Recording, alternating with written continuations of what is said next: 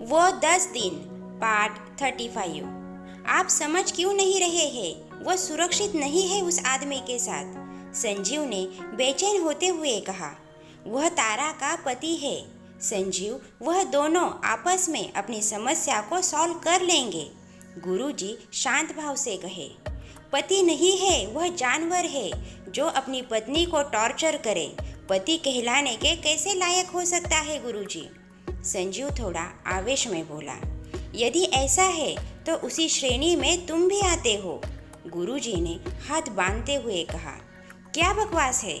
मैंने कभी अपनी बीवी पर हाथ नहीं उठाया, उसे कभी चोट नहीं पहुंचाई, संजीव तेज आवाज में बोला। शारीरिक रूप से भले ही तुमने उसे नुकसान ना पहुंचाया हो, पर मानसिक रूप से तो उसे प्रताड़ित किया है ना।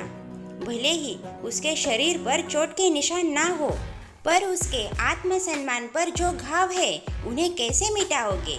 यह बात सुनकर संजीव की बोलती बंद हो गई। गुरुजी ने आगे कहना जारी रखा। तुम्हारे गुस्से की आग में तुम्हारी पत्नी कितनी बार जली होगी, उसका अंदाजा भी है तुम्हें? तुम कहते हो कि जब कोई गलती करता है तब तुम्हें गुस्सा आता है, पर जब तुमसे गलती होती है तो क्या तुम्हें खुद की गलती पर कभी गुस्सा आता है? क्या तुम खुद को भी उल्टा सीधा बोलते हो, गाली बकते हो या खुद को मारते हो? तो जब दूसरों से गलती होती है तो तुम्हें उसके साथ किस तरह का व्यवहार करने का हक किसने दिया? बोलो संजीव, बोलो। शरीर पर घाव देने वाले और मन पर चोट देने वाले व्यक्ति दोनों एक ही श्रेणी में आते हैं, क्योंकि दोनों चोटों के कारण एक ही है, वह है पुरुष का झूठा अहम। तुम्हारे और अजीत में ज़्यादा फर्क नहीं है। एक औरत को जब मारा जाता है, पीटा जाता है, उसके शरीर के घाव सबको दिखते हैं, पर उस औरत का क्या संजीव, जो हर रोज़ अपने पति से मानसिक रूप से प्रताड़ित होती रहती है? तारा इतनी कमज़ोर नहीं है कि एक जानवर से बचने के लिए दूसरे जानवर की मदद ले। तभी दोनों ने देखा कि अजीत मेहरा उनके सास ससुर हड़बड़ाते हुए वहां से बाहर निकल रहे थे। अजीत मेहरा के चेहरे पर जो पसीना और घबराहट थी, साफ पता चल रहा था कि तारा जी ने उसको सबक सिखा दिया था। जहां उनको देखकर गुरुजी मुस्कुरा उठे, वही संजीव उन्हें हैरानी से जाता हुआ देख रहा था। तभी लक्ष्य उनके पास आया और गुरुजी से उत्साहित होते हुए कहा, दादाजी, तारा जी ने उन्हें अच्छा सबक सिखाया। अब वह कुछ भी करने से पहले 100 बार सोचेंगे। पर उन्होंने ऐसा क्या कर दिया कि अजीत मेहरा के पसीने छूट गए? संजीव ने हैरानी से पूछा। यह तो जब तुम घर जाओगे ना, तो तुम्हें खुद ब खुद पता चल जाएगा, गुरुजी ने संजीव के बात का जवाब दिया। देखो संजीव, एक औरत अगर खुद पर आ जाए तो अच्छे अच्छे उनके सामने पानी भरते हैं। तुम जानना चाहते थे ना संजीव कि तारा जी इतना सब कुछ सहने के बाद भी खुश कैसी है? क्योंकि वह तुम्हारी तरह अपनी कमजोरियों की गुलाम नहीं है।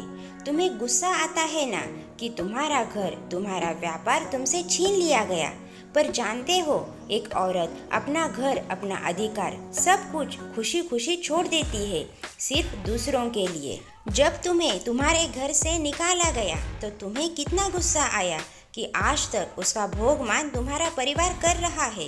तो सोचो एक औरत के दिल पर क्या बीतती होगी कि जिस घर में 25 साल रही, वह घर की दहलीज पार करते ही उसके लिए पराया हो जाता है, पर फिर भी वह क्रोधित नहीं होती, दुख में आंसू जरूर बहाती है, पर फिर भी नई खुशियों का स्वागत करती है। तुम्हें तुम्हारे चाचा जी के घर से निकाला गया तो तुम्हें अपना घर बनाने का एक मौका मिल गया, पर एक औरत को तो वह भी नहीं मिलता।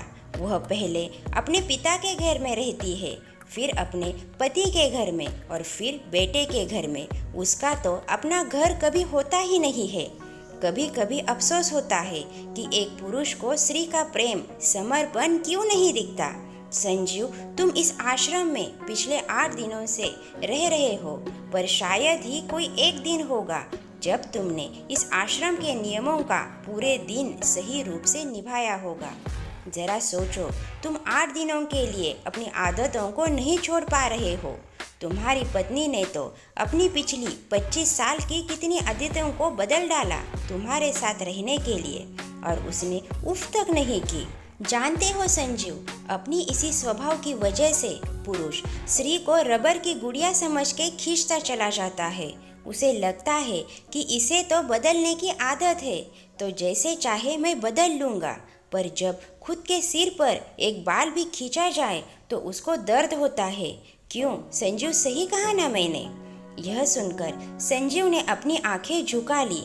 जानते हो संजीव, इतना सब कुछ सहने के बाद भी औरत सिर्फ एक चीज़ चाहती है अपने पति से, वह है सम्मान। पर अफसोस वह कभी उससे नहीं मिल पाता। हाँ, अगर उसे गलती हो जाए तो अपमानित ज़रूर होना पड़ता है। इन सब के बावजूद भी लोग स्त्री को कमज़ोर समझते हैं। इतना कहकर गुरुजी कुछ क्षण के लिए खामोश हो गए। संजीव को भी अपने किए का पछतावा हो रहा था। उसे समझ में आ रहा था गुरुजी जो कह रहे हैं वह गलत नहीं कह रहे हैं। उसने रूही पर भले ही हाथ ना उठाया हो, पर कितनी ही बार उंगली उठा चुका है उसकी तो वह गिनती भी नहीं कर सकता। कहीं ना कहीं रूही उसके लिए उसकी ज़रूरतों का साधन बन गई थी।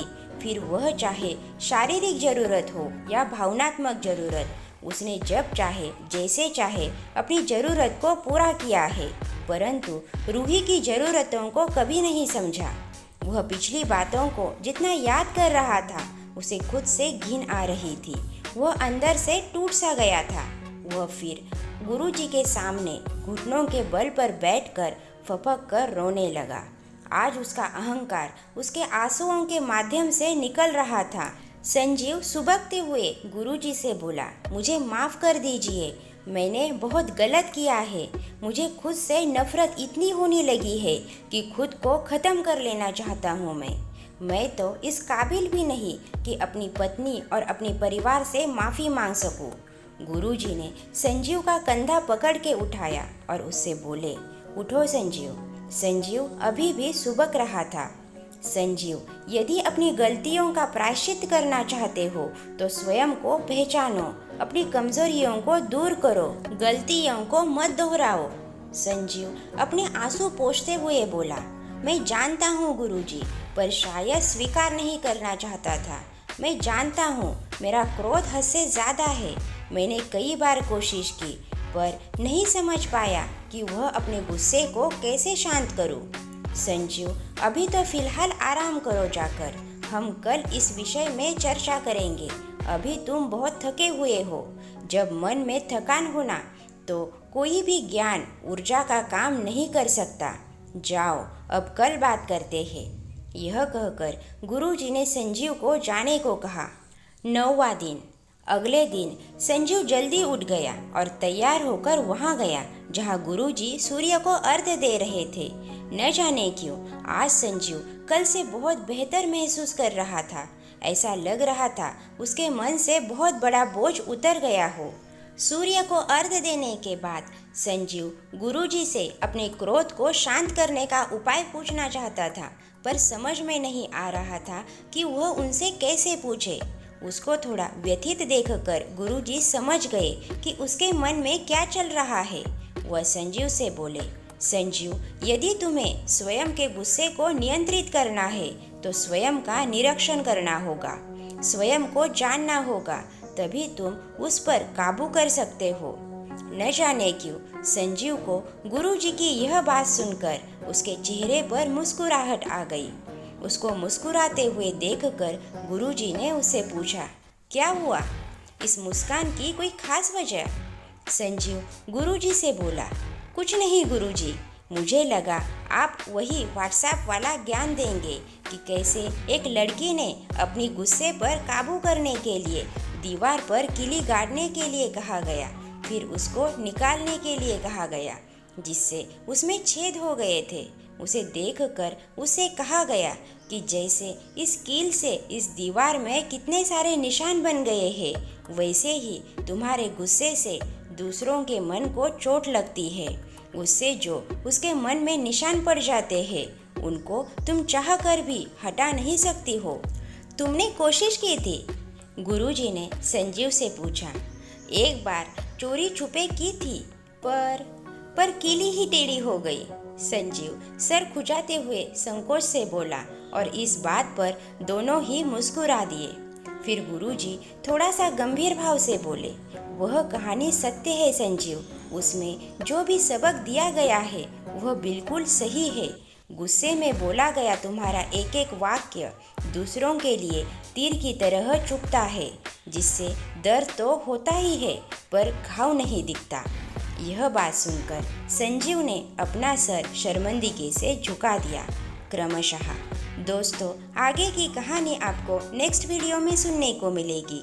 कहानी अच्छी लगे तो लाइक ज़रूर कीजिए और ऐसी ही कहानियाँ सुनने के लिए हमारे चैनल को सब्सक्राइब कीजिए। मिलते हैं अगली कहानी में। धन्यवाद।